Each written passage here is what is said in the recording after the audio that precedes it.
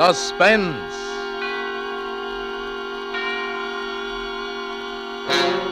Autolite and its 96,000 dealers present Mr. Red Skelton in The Search for Isabel, a suspense play produced and edited by William Spear.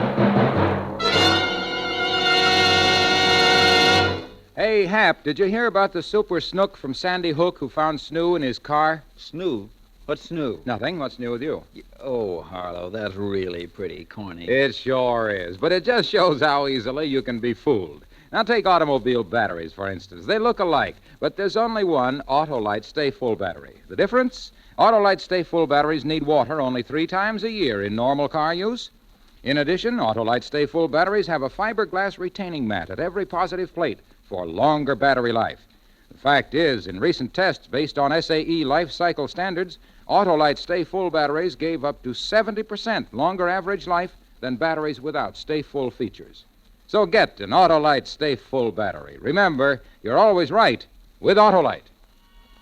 And now, with The Search for Isabel, and with the performance of Red Skelton, Autolite hopes once again to keep you in suspense.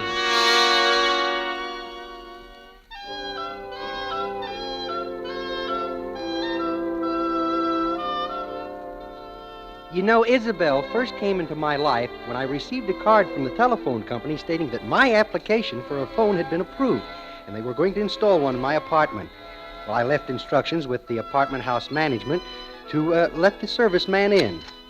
When I got home from work that evening, there was the telephone, as big as life, sitting there on the night table. Well, I just looked at it for a minute, like I'd never seen the phone before. Gosh, it started to ring. I about jumped out of my skin. I just let it ring a couple of times. Just wanted to hear it.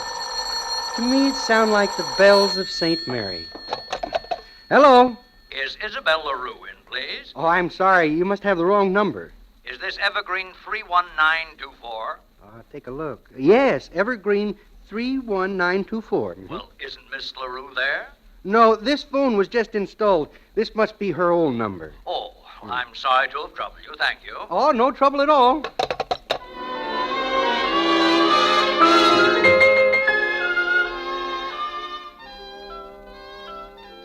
I wouldn't have thought much about the call, except by next Saturday I'd had a dozen more just like it. And most of them were men.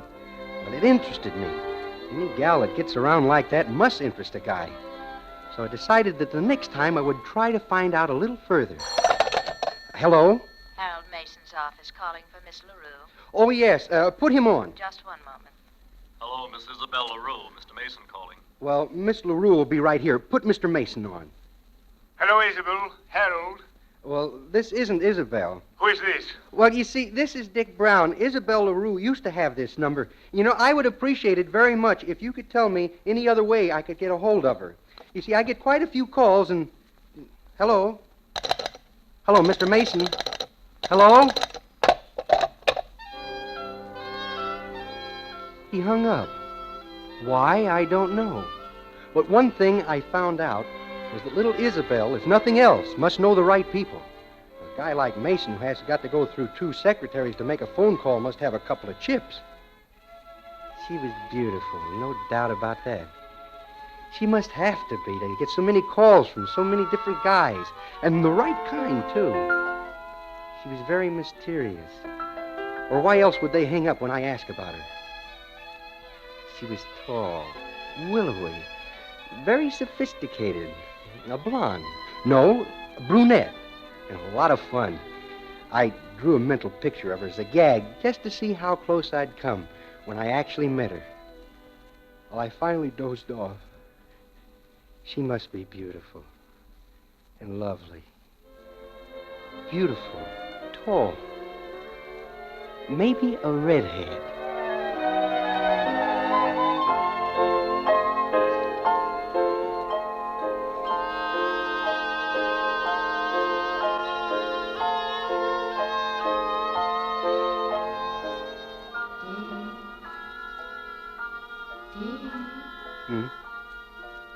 Dick, Mm-hmm. can't you see me? Here I am. Where? Up here. Oh. That's it. Come on, just a little further. That's a boy. You're Who else? Isabel. Of course. Oh, you are lovely. So beautiful. Just as I pictured. Thanks, Stick. You're pretty swell yourself. Oh, what am I? Come here. Oh? Well, you wouldn't. Afraid? Of course not. It's just... What? Well, what are you doing with me? I'm just a common bank clerk. What about Mr. Mason? Harold, he bores me terribly. Oh? Look, every man is at my fingertips. Yeah, that's what I mean. If I wanted them, I'd be with them. Instead, I'm with you. You only want something you haven't got. Once you have it or know you can get it, you love with your heart, not your mind. Oh, I do love you. Put your arms around me. Oh. Kiss me. The alarm clock broke it up just when it was getting good. Well, the next day was Sunday. It may sound kind of silly, but I just couldn't get her or that dream off of my mind all day. Instead of ordering donuts for breakfast, I ordered 2 Isabels, plain. It got on my nerves. Well, the public library was open, so I wandered down, and I thumbed through the present and all the past issues of Who's Who, the phone books, film magazines, newspapers, and, well, there was nothing. Not a word about Isabel LaRue. Then that night, about 11 o'clock... Hello? Let me speak to Isabel, will you? Look, she doesn't live here. The phone... Don't was- hand me that, pal. This is John Worthington, and I have to speak to LaRue, understand? I'm sorry, I can't help you. Then just give Isabel this message, will you? Listen, I can't... Just tell Isabel I don't want to see her friend, I want to see her. And if she don't call me by tomorrow morning and tell me she'll give me another chance, that'll be all. Get it? Okay. And it'll mean plenty of trouble, too. I'll come down there to the Beverly Towers and really put on an act that she won't forget. Yeah. Got the name? John Worthington. Well... Yeah, I got it.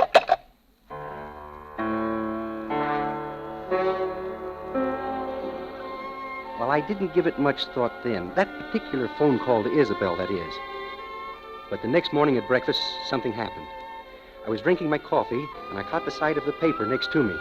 It was all over the front page. Playboy, gambler. John Worthington leaps to his death from the top of the Beverly Towers.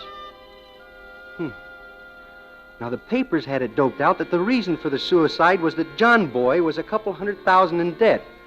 But I, and only I, knew different. It was Isabel LaRue.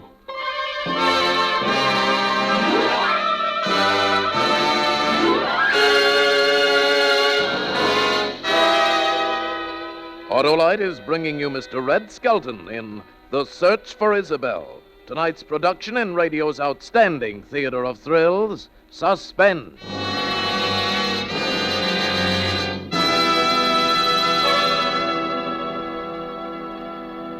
Hey, Harlow, what's this I hear about you being tossed out of the zoo for annoying the animals? I can't figure it out, Hap.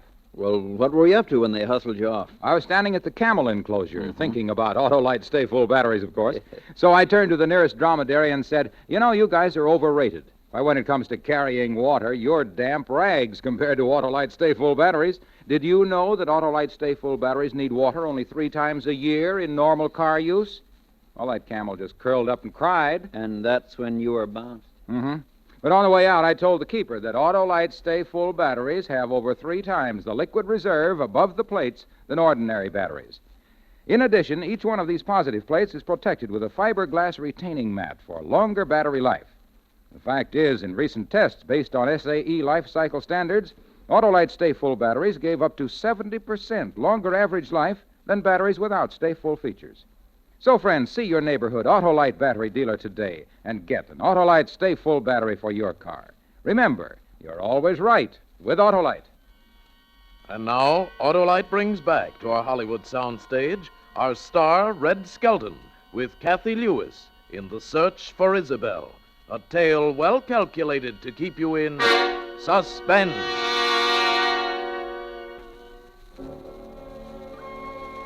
Yes, sir, this millionaire playboy and gambler, John Worthington, had jumped to his death from the top of the Beverly Towers. I knew it was on account of LaRue. And the worst part of it was that 2 or 3 times during the day I caught myself not blaming him. I dreamed about her all the time now. It was getting so bad that I was actually fond of going to sleep so I could meet her again. And suddenly one night, just as I was dropping off, I thought of something. The Beverly Towers. A clue. I would ask her.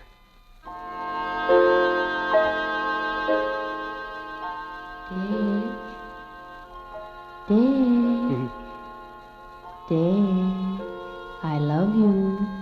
I love you. Isabel, are you at the Beverly Towers? Where else? Thanks, honey.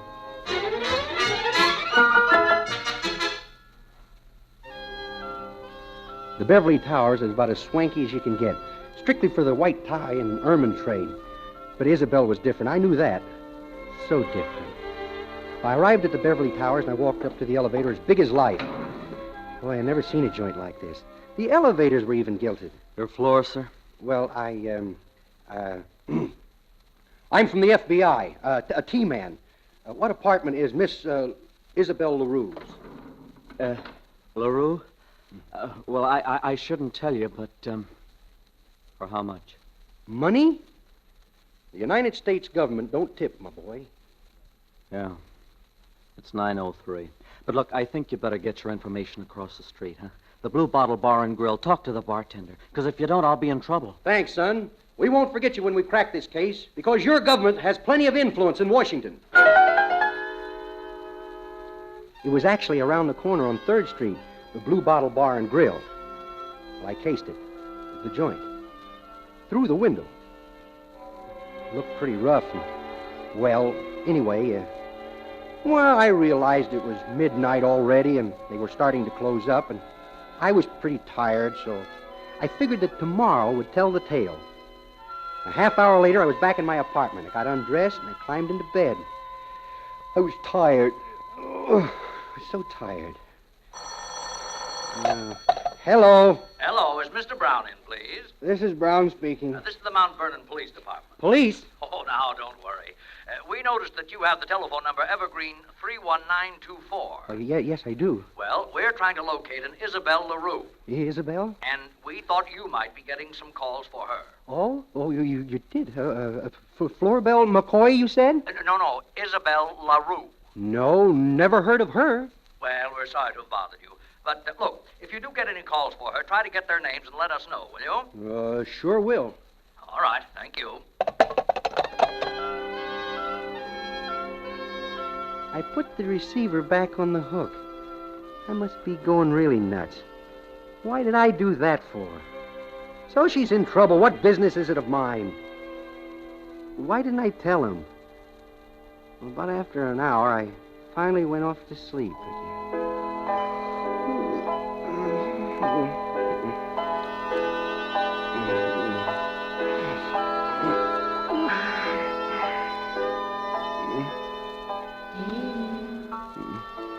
Dick. Darling, come here. Isabel, look, why don't you let me alone? I don't want to, darling. Do you love me? Well, what difference does that make? A great deal. Tell me. No. I love you. Well, you couldn't. But I do. All right, I'll tell you. I love you. I need you, darling. No, I need you. I'm in trouble. Yeah, but what kind? Terrible trouble. Come help me. I will. Promise? I promise. Then come quick. Help me. Help me, Dick. Oh, Isabella, wait a minute. Wait a minute, Isabel. I forgot to ask you. What apartment are you in? 903? Where else? Where else?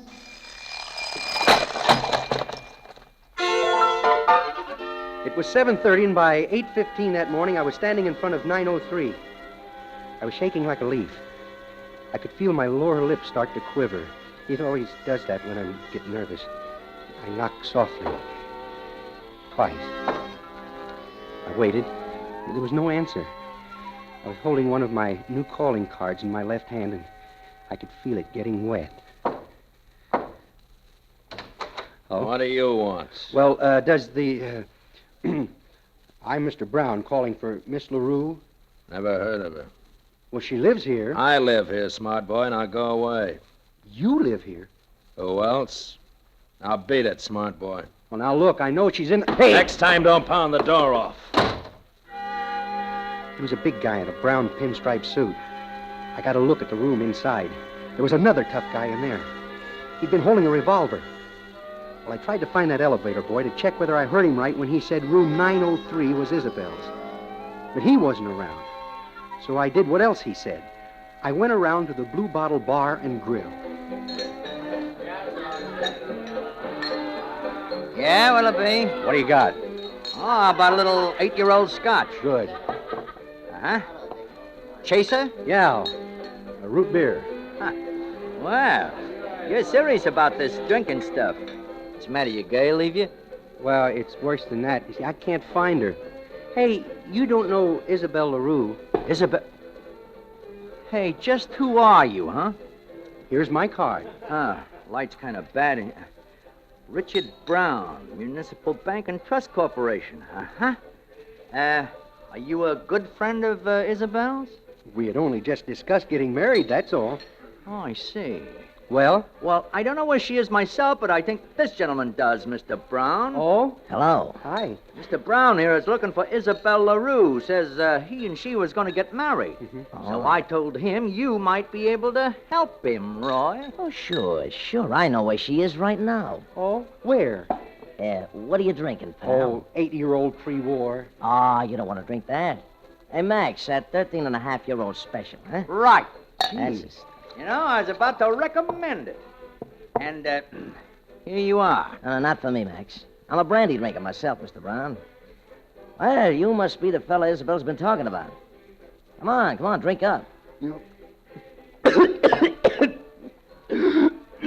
Well, I'm probably not the guy she's been talking about, but she's in trouble, and I want to help her. Oh, of course you do. Where is she? Well, the address is a little involved. Look, why don't we step in here, huh? Finish our drinks here. Oh, sure thing.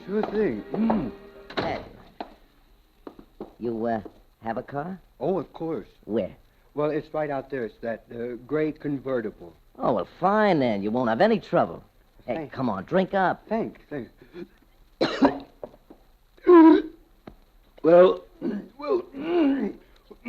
Well, how long have you known the delightful Isabel? Miss LaRue, that is, Mr. Just call me Roy.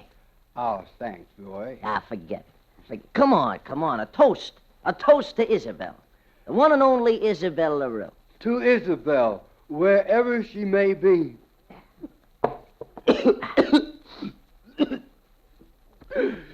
Well, how long have you known the delightful Isabel? Miss LaRue, that is. Oh, Isabel! Oh, Isabel.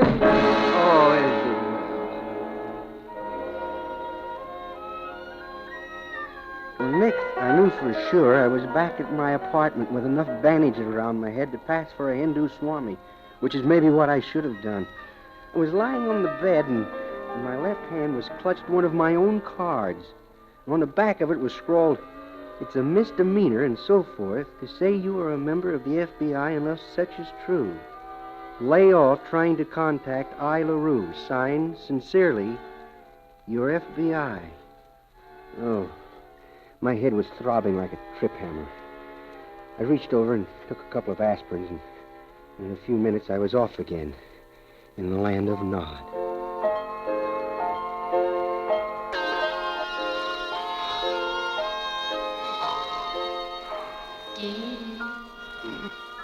Dear, I'm here. Isabel. Dick. Here, look. Please, don't come near me. Why didn't you help me? I tried, honest. Don't you love me? Oh, Don't you? you know I do. Tell me again. I love you. I love you, Dick. I can't go on like this. We can't. I'm with you now. I'll always be with you. But you'll leave again. Never again. No? Come close to me. There. Oh, Isabel. You smell of liquor.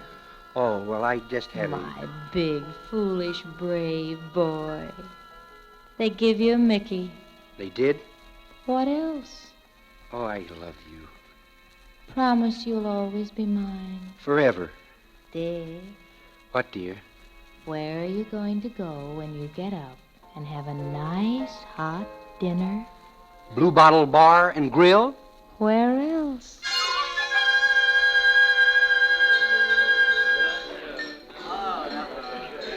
As I walked in, I detected a hush fall over the patrons. The bartender hadn't seen me yet. But when he did, his face turned the same color as the dish towel he was wearing over one shoulder. Hey, give me the same as you gave me before, only this time not so strong. Oh, it's you. Yeah, Brown's the name. You want to see a card? I remember. That was a scotch, wasn't it? Yeah, you got a good memory.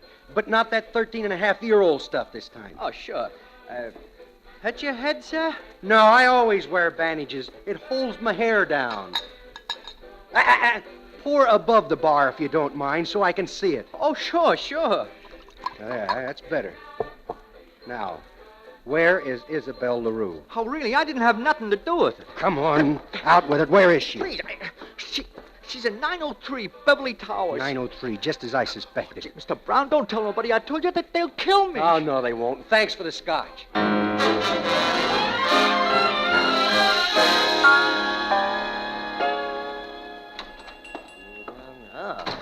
Yes, sir. What can I do for you?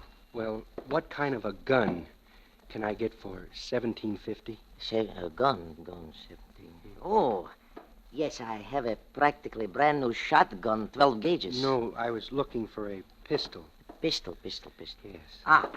Here. Here's a honey, a 38 revolver. Oh, don't look so good to me.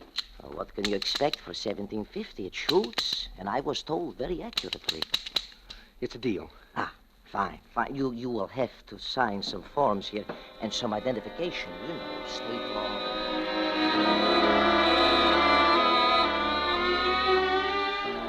And then, there I was, standing in front of room 903 in the Beverly Towers. If Isabel was in there, I was going to get her out. And this time I knew she was in there. I reached in my pocket, and I pulled out the gun. I pulled the hammer back. I held it close to my body, so if anyone might be walking down the hall, they wouldn't see it. I started to pound on the door again. Well, if it isn't Smart Boy, I thought I told you not to pound. Let me in. Smart Boy's got a gun. You might get hurt. Let me in! What else? My hospitality's boundless. Come in and have a cocktail. Yeah.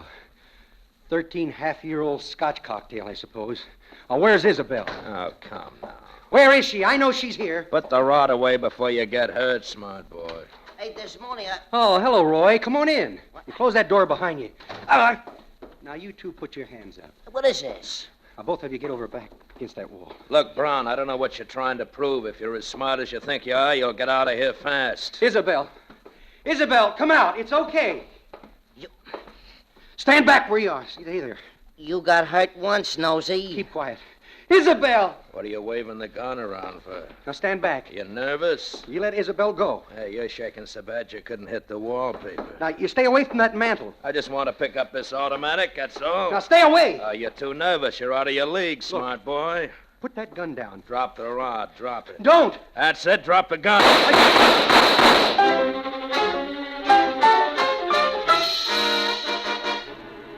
Well, the cops were there before the last bullet had left my gun. They slapped handcuffs on me and both of them. Apparently, the only thing I'd shot was the gun out of Desimoni's hands, a feat for which I'm still being complimented for. Well, the lieutenant looked across the desk at me with real respect. Gosh. Yes, sir. I got to hand it to you, my boy. Takes nerve to walk in on a guy like Desimoni.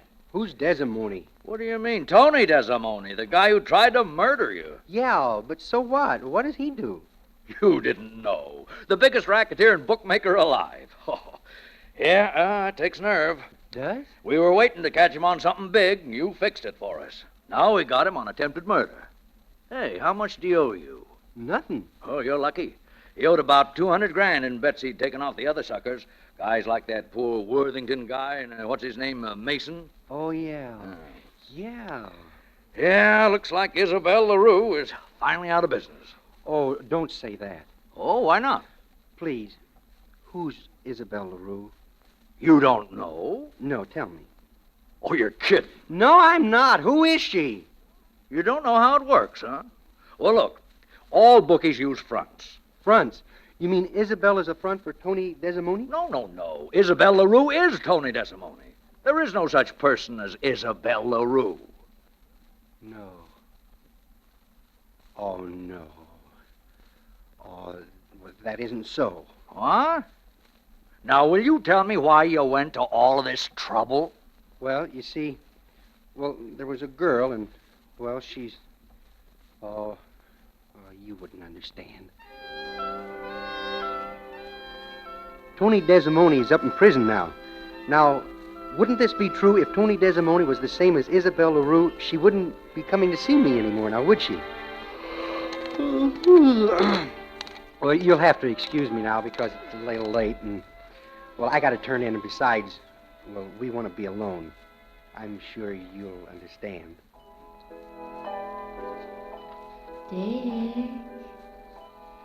Dick. Oh, dear Isabel. Oh, a new dress. Like it? Well, it's a little... Well, I love it, you understand, but isn't it a little daring? No. Gosh, I wouldn't want to see you wear it around anyone else. I won't, darling. I love you. And I love you. You're so handsome, strong, and brave, wonderful. What else?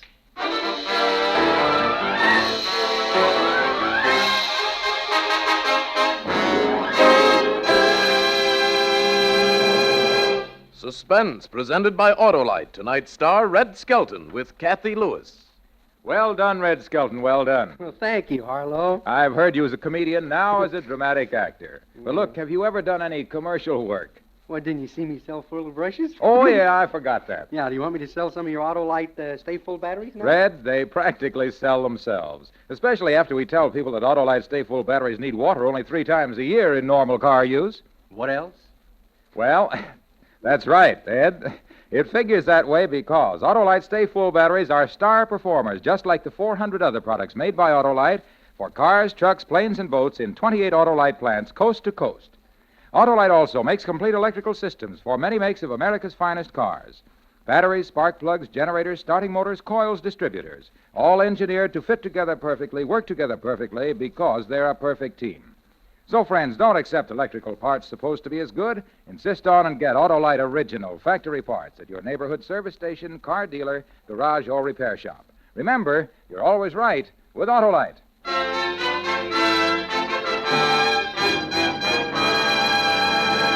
Next Thursday for Suspense, Van Heflin will be our star. The play is called Murder of Aunt Delia. And it is, as we say, a tale well calculated to keep you in suspense.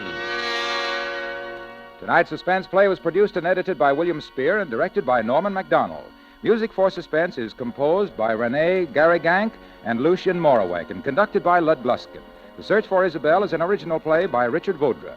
Red Skelton appeared by arrangement with Metro-Goldwyn-Mayer, producers of Battleground, starring Van Johnson, John Hodiak, Ricardo Montalban, and George Murphy.